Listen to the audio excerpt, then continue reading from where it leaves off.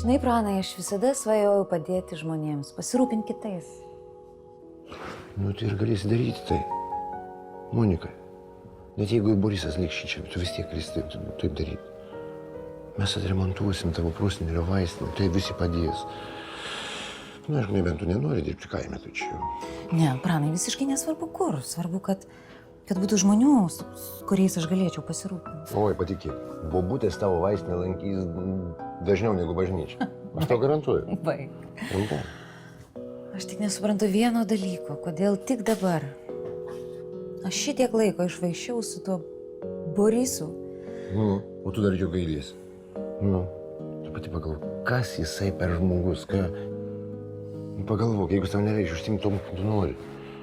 Pasirūpink kitais žmonėmis.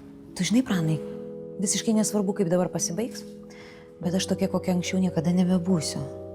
Po tas parduotuvės prašmatnės aš nebelakstysiu.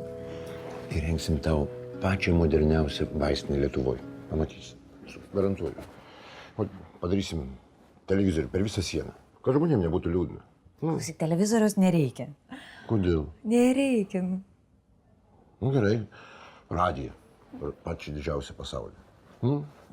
Radijo irgi nereikia.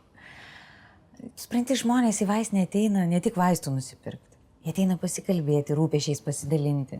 Gal jiems tai reikia, kad jūs išklausytų kas arba kokį patarimą gautų. O man tai labai beje patinka.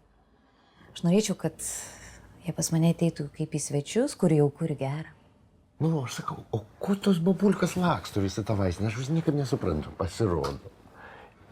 Monika, jeigu visas vaistininkės būtų tokia kaip tu, tokios gražios ir geros, aš irgi vaistinę lankyčiau. Kelis kart dienoj, rimtai. Tikrai.